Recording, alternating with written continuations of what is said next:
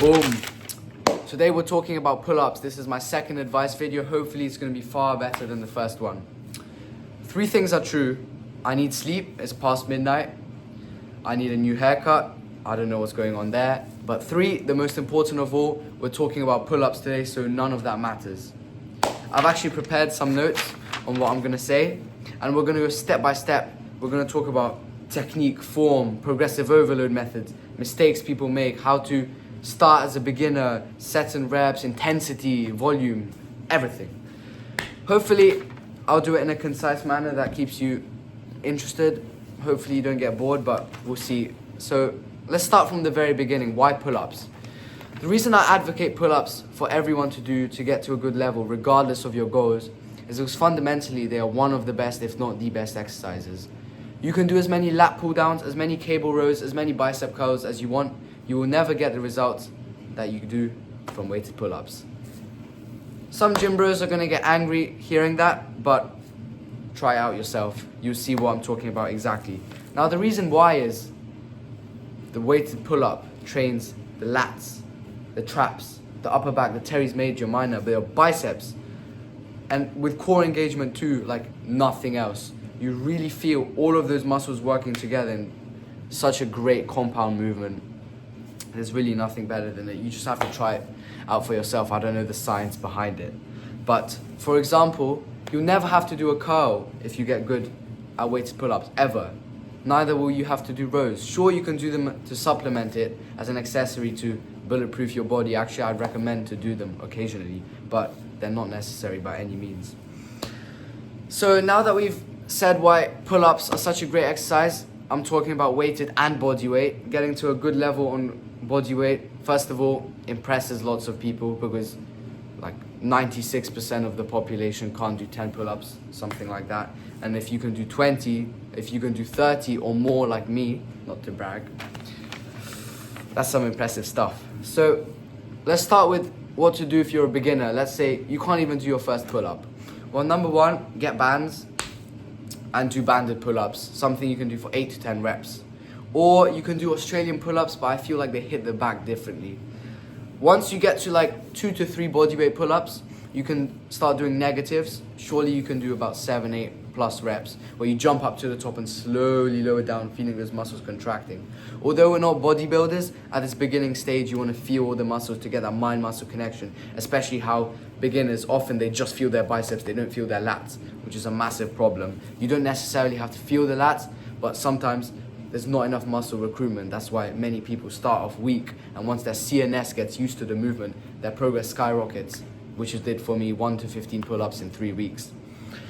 Then, I'd say for beginners, what's crucial is high volume and high frequency, not necessarily high intensity. What I did is I trained 7 days a week for about my first almost 2 months of training. I would not recommend that for most people, but I think most people can handle 4 to 6 days perfectly fine. Obviously, listen to your body, don't get injured because that's when you're making the least progress. But a lot of people can take more than what they think they can. Your body is not made of sugar. It's not just going to dissolve if you do an extra few sets. So once you've hammered them, forcing your body to grow muscular-wise and also mind-muscle connection, CNS-wise and strength-wise, then you're intermediate. I'd say once you hit 10 to 15 pull-ups, you can call yourself that. By intermediate, I mean like beginner intermediate. So before we move on, or even you start, we have to know the technique and form. This is an interesting area of topic because a lot of people disagree on what you should do. A few things are true. Number 1, arms should be fully locked at the bottom, fully locked. None of this keeping the scapula protracted, whatever, and your arms bent, and then, yeah. Number 2, chin over the bar always. Now this is where people disagree. Lots of street lifters, including myself, like to point my chin up a bit, just to get it over the bar slightly easier. And that's the thing, you have to decide whether you want to be perfect form, beautiful, controlled reps, or you want to get strong. That's just a fact. Sometimes all your reps are not going to look beautiful. Sometimes you're going to be swinging a bit. Sometimes your legs are going to be kicking slightly. Sometimes you're just going to have to reach for the bar, just barely touch it. Well, that's how you get strong. All the form goblins who type away about slow and controlled and tempo, they can't pull as much as you if you do it like this. So, but by any means, form should not be bad. You should go chin over the bar and full lock at the bottom. And the negative is another cause for concern. Bodybuilders are the ones who need to control the negative, not us calisthenics athletes. Muscles are not our goal. We want strength. But you should not drop at the same time. People say I drop, I don't drop. I can have tension on the muscle. I can feel myself going down. I'm not dropping, because that's pretty bad for your elbow. But yeah, you don't have to overcomplicate the form. Just lock and chin over the bar. Legs straight down is ideal, but for example, if you're at home or have a doorway pull-up bar, legs bent, that's fine. That's what I do personally myself. You have a moderate lean back as you get to the bar, and you can do a little bit of wiggling, kind of. You see what I mean if you check my shorts, and that's fine. Leg kipping is another thing. You see many pro street lifters, they kick really hard. Some prefer to have completely straight legs, no use. Personally, I don't think about it. Naturally, the legs, they move slightly. But at the end of the day, does it really help? It's just natural movement. You don't have to overcomplicate anything more than it needs to be. So, technique and form done. I'm just looking at my little cheat sheet. So, things like chalk, that's essential, because without chalk, if I don't have chalk, I'm not doing my workout. Because if you don't have your grip locked in, you don't have the central thing that's allowing you to pull. Like for example, in bench press, if you don't have leg drive and core tightness, you don't have a bench press. It's the same with pull-ups, you need the grip. And for the grip, you're not just holding it straight like that. Ooh, semi-false grip, not false grip. You do that for muscle-ups, no-dip muscle-ups. Semi-false grip, I think that's the perfect angle. You just wrap your hand around the bar until you feel really tight, and the chalk helps the grip, and you feel so powerful with chalk. If you haven't tried chalk, it's gonna make a world of a difference. Now for muscle and accessories. Obviously as calisthenics athletes, muscle is our secondary, tertiary priority. But at the same time, you see those people who are doing planche, you see those people who chin up 100 kilos, and they look like twigs. Like I'm literally bigger than them, and I wouldn't call myself big. I'm still at the beginning stages of my journey, I'd say, but we'll see what comes in the future. But we still want some muscle, even though it may not be our focus. That's why I recommend working in the 5 to 8 rep range, and also in higher rep ranges. But that's a deep topic that I'm gonna go into later. Now for accessories, for pull, they're really not that necessary. Sure, you can do a few shrugs just to make sure your traps are in check, because you don't really train upper traps, you train mid and lower during pull-ups. A few curls. If you want to train strict curl, if you do weighted chin-ups, sure, that's fine. But again, it's not necessary. Barbell rows, deadlifts, cable rows, it's just all a choice of personal preference. But if you're doing deadlifts, your CNS, you're taking away your CNS potential from your weighted pull-ups, because they're so incredibly taxing.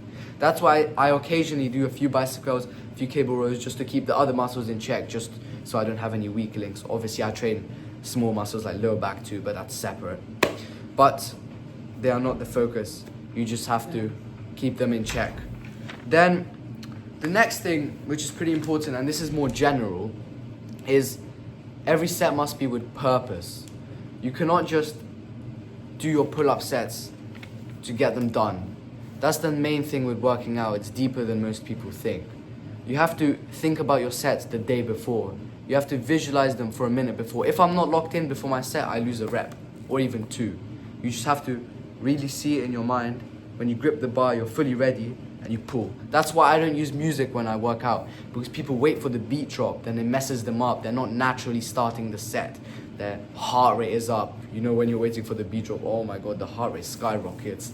It's insane. I've checked my heart rate graphs. It's not good. And what are you going to do when there's no music? You have to learn to tap into those zones without external motivators. So now we're going to go to the nitty-gritty of progressive overload for a weighted scheme. Now you see all these methods online. 2-set method, high volume method, Russian method. You see variations, dead stop, locked, with bands even, pause in the middle where you're like, what should I do? The main thing is, do not overcomplicate it. Do the right volume, right intensity, right frequency. Now, what is that, you ask? Frequency is pretty simple. 3 times a week, I think, is the golden zone. Workout, rest. Workout, rest. You're starting to get tired, good workout, and then your CNS recovers, double rest from pull-ups. Obviously, you're training push on the other days. I have 1 rest day in a week, full rest day. Then,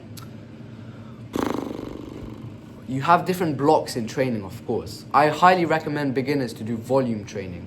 By volume, I don't mean necessarily 500 rep, 1000 rep pull-up workouts like I used to do for endurance when I was motivated by Goggins, as I'm sure many of you are. I mean high rep, high intensity, very high intensity, low set. An example workout would be, let's just say plus 10 kilos, 15 reps. You're really squeezing out those reps. You're really pushing it to the maximum. RPE 10 is what you want, or 1 rep away from RPE 10. You never want to actually fail the rep. That's for bodybuilders, and it does not help us. It does not help us in any way. You're probably going to make more progress if you do RPE 10, RPE 9 than if you actually fail the rep. And it's also going to mess up your sets afterwards. Because what we want as street lifters is, for example, to get 8 reps on 3 sets. That's the goal. So that's intensity. Sets and reps, again, you have volume blocks, and you also have, closer to the day of your 1 rep max attempt, you have lower rep training. But personally, on the whole, I don't find I progress well in the 1 to 5 rep range. I also don't find, for long term, I progress well in 10 to 15 or more. I think 5 to 8 is the sweet spot, especially 7 and 8. I love to cycle between 7, 7, 7, maybe next workout 8, 7, 7, maybe then I get 8, 8, 8 for all 3 sets, and then let's say next workout I get 7, 6, 6, or 7, 7, 7. I cycle between 7s and 8s for 3, sometimes 4, but I prefer 3 sets of weighted pull-ups. And that's all you need. You don't need more than 3 sets for your weighted pull-ups workout. You see people go to the gym with 20 sets. They wonder why they don't make progress. It's all about the intent behind every set. And also, your body, while it's capable of a lot more than you think, at the same time, there's a limit to how much it can take. So 5 to 8 reps is the golden zone. It builds amazing strength. There are enough reps where you can actually push them and you're not just doing a few, and it doesn't give you crazy pump, so the next set you're finished, and it builds insane strength, insane muscle. You have to try it out. Obviously, find what works for you. You have to experiment always. Always experiment, always keep learning. In a few weeks, my opinion will probably be different. In a few years, different person. But you just have to find what works for you. But I highly recommend 3 to 4 sets of 5 to 8 reps, especially 7 and 8. 3 sets cycling between 7, 7, 7, 8, 8, 8. I love that. Now for variations, dead stop is great. Dead stop is great where you pause at the bottom because it removes momentum and you get that sudden force production, which is really great for 1 rep max strength. Locked, also good. Most people, including myself, I mean basically everyone, struggles with the lock as the muscles are in the shortest position and that's the hardest to produce the most force. So when you hold that locked position, you gain strength there. They're good. They're not as good as dead stop, but they definitely should be included. Pause in the middle, banded, those pin, unless you have chest pain, they're all unnecessary. You don't have to include those things. But dead stop, some people only do dead stop. I'm dabbling into dead stop recently, and it's pretty good. But again, you have to try out yourself and see what works. So we did frequency, intensity, sets, and reps. What's there left? Oh, mistakes. Number 1 mistake, I'd say, it's a really simple one. It's not being aggressive in your sets. You want to maximally pull up on every rep. Some people, they control tempo. What are you doing? You're not gaining the fast twitch, the strength, the explosivity, the mindset, the intent needs to be there for you to make the most progress. I'm feeling very passionate about the topic right now, but it's a crucial point. Another mistake I'd say, not using chalk, that's a simple one. Not using semi-false grip. Overtraining, that's a sticky one because to overtrain you have to first train a lot and people are scared of overtraining before they even train. let alone train enough. So yeah, that's another iffy topic. So explosive training and muscle ups and front lever, that's another huge topic. The reason people do pull-ups is as a prerequisite for many of these more advanced exercises. My number one tip is to always have weighted pull-ups as the focus. However advanced you are, however advanced you think you are, however amazing you think you are, the basics will always be the best. I guarantee you, pull-ups can get you front lever from 0 in 1 year. If you just train front lever, I guarantee you it take longer. I'm about 9 months into my pull-up journey. I'm pretty sure in 3 months I'll have front lever, and it's going to be all down to my weighted pull-ups, and you'll see why. Now, incorporating front lever and muscle up training, I like to have a day in the week after a decent, moderate weighted pull-up workout. I do some front lever afterwards, or I do some muscle ups and weighted pull-ups outdoor park another day. It's no big deal. You can incorporate them, but always the focus is the weighted pull-ups. Even if you want to be really good at muscle ups, you see Barseagle, no dip muscle up, and then you think, oh, I'm just going to go to the park and train muscle ups, train my technique. Sure, it'll help you with your technique, but is it really going to gain you strength? Like when you're training skills, are you really training the muscle, going close to failure, really pushing it, making those strength adaptations, which is the most important thing that we're working towards? It's debatable, but that's why weighted pull-ups should always be the focus. And if you want extra explosivity too, why not just do chest to bars? Chest to bar weighted, just lower the weight. I've started doing them, they're great. I feel my explosivity skyrocketing, muscle ups are becoming light work. So I think that's about it.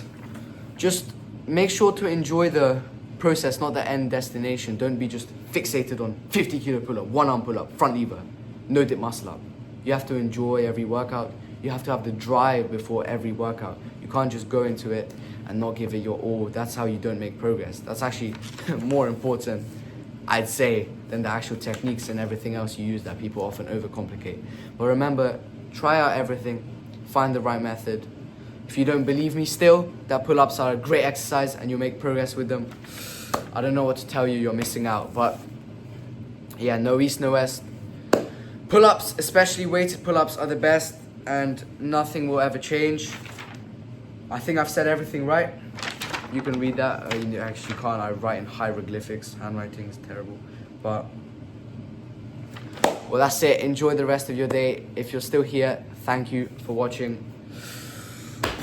Do your pull-ups!